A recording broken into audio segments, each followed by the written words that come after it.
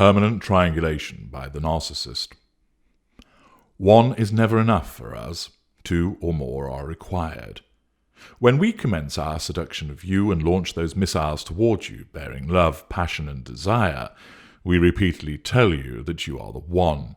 You are the only one that we want.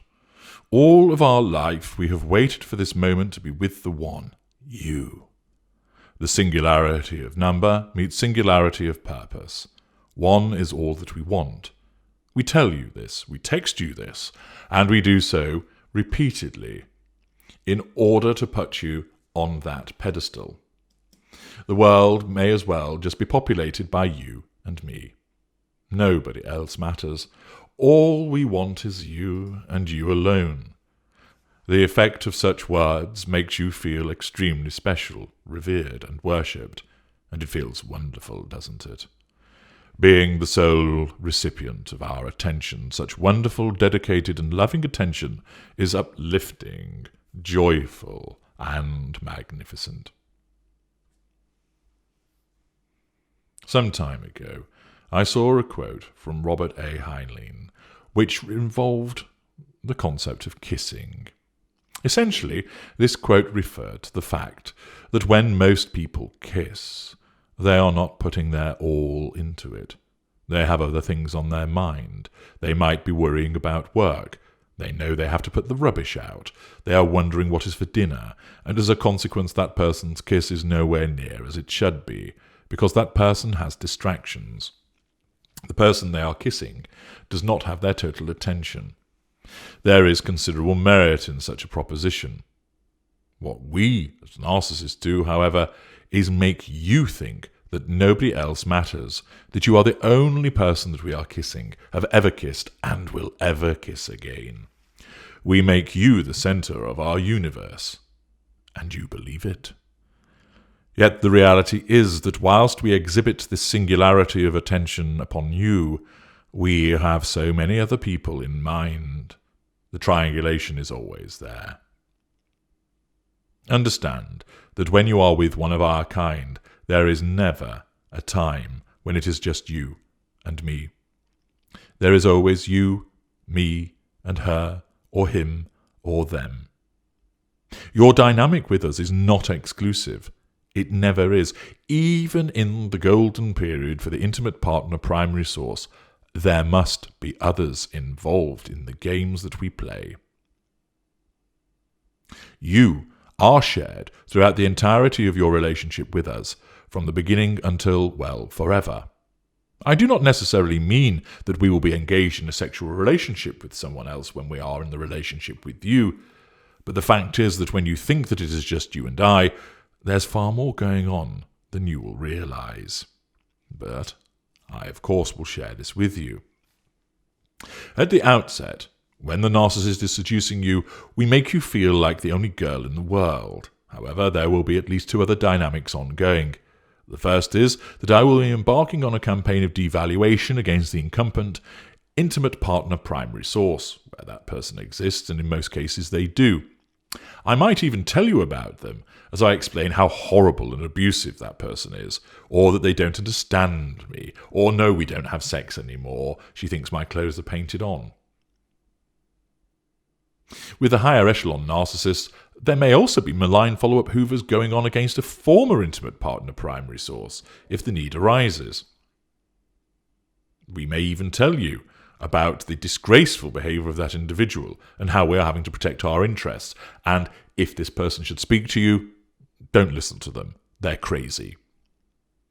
More usually, it is you as the new star of the show, the shelf intimate partner primary source, dirty little secret, or even possibly at this stage, the candidate intimate partner secondary source, and alongside you, the incumbent, but now being devalued, intimate partner primary source. This second dynamic is, at the outset, is the fact that we may also be working on another prospect as well as you. Thus, we may be devaluing the primary source, flirting with you as a secondary source of an intimate nature, and may have another intimate partner secondary source as another iron in the fire. Triangles within triangles. In the extremely unlikely event that you ever had access to the narcissist's mobile phone and you looked in the messages, you would very well see something like this. Message to you, 1948. I cannot stop thinking about you. What have you done to me? I love it, though. I cannot wait to see you tomorrow, even though it is too long to wait for my aching heart. Message to her, 1950. I cannot stop thinking about you. What have you done to me? I love it, though.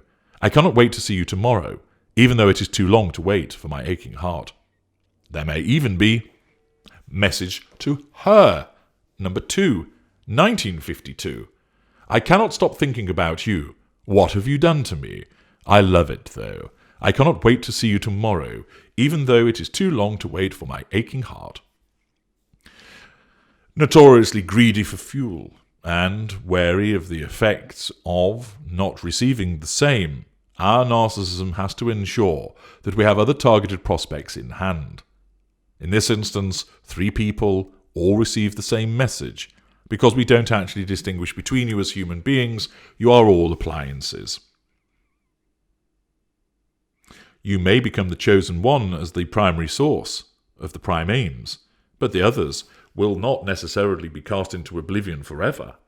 They will be retained as friends who rank as high-producing secondary appliances, continuing to provide fuel, even though there is no intimacy ongoing, because we are now in the golden period with you as the intimate partner primary source. You think that you have us to yourself. Of course, that's the impression that we will give, and during that golden period, we will not cheat on you. We may have nothing to do with those now shelved intimate partner secondary sources, or we may just interact with them in a friendly way.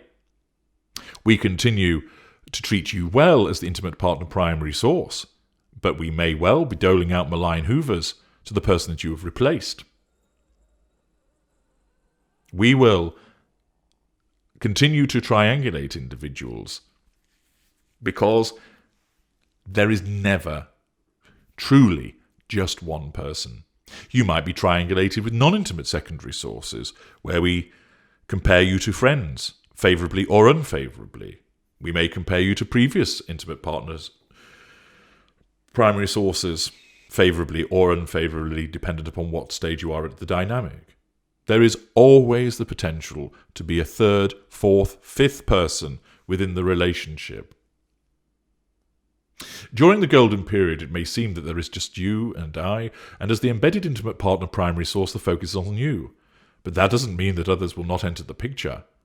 Shelved intimate partner secondary sources may contact us, and we throw them some comfort crumbs, having no need of any intimate interaction with them because we now have you as our shiny new plaything. If the former intimate partner primary source continues to put themselves in the firing line, trying to cause trouble for us, trying to get answers from us, perhaps trying to get money from the narcissist, then the former intimate partner primary source will either be ignored, or we will tell you about their despicable behaviour, thus triangulating them with you, and we may well provide them with malign follow-up hoovers for the purpose of ensuring that they are kept under control and that we are able to continue extracting negative fuel from that predecessor in the meanwhile. Then, without warning, you, as the intimate partner primary source, move from golden period to devaluation. You have your suspicions that we are playing away. Indeed, we are, as we use these secondary sources that we have, kept warm.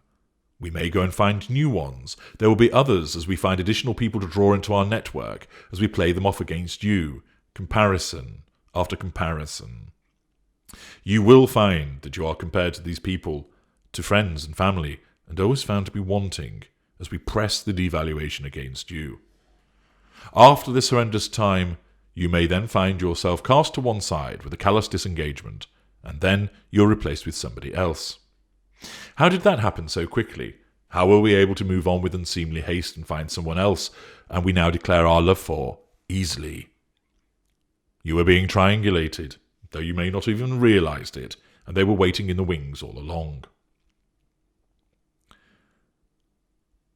Now disengaged from, you will find that you're still involved in the dynamic, as, if you continue to get in the way of our new shiny golden period, with the new intimate partner primary source, we will play you against the replacement.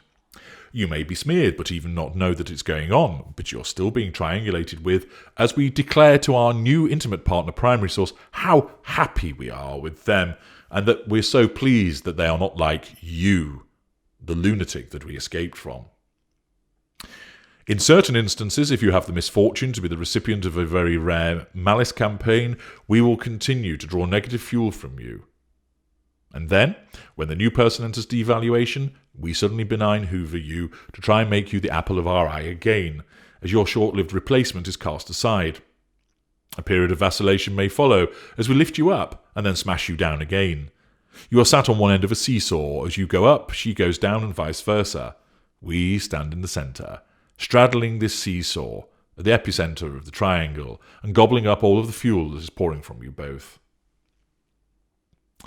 As the intimate partner primary source, you will always find that there is somebody else involved in the dynamic of our relationship.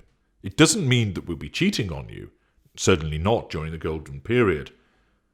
But there is always somebody else, whether intimate, although we're not acting with them in an intimate way, or entirely non-intimate, that you will be triangulated with. The addition of an extra player in the game happens throughout all of our assertions of control and the gathering of fuel.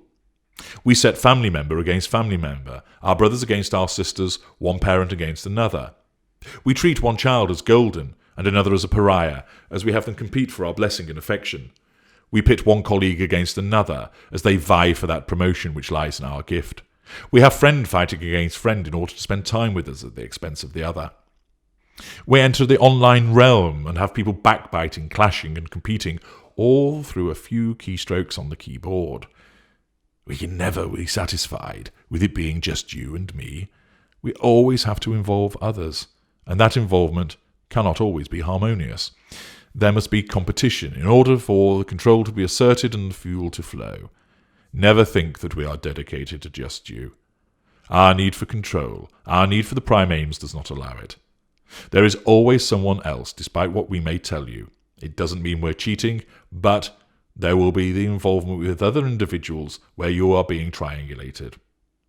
If you are ever able to ascertain the full extent of our machinations and schemes, you will see so many lines radiating away from us, connecting us to you, to her, and to many others, with lines running between the unknowing and knowing, until it looks like an extremely complex organogram on the wall of an incident room in a police station.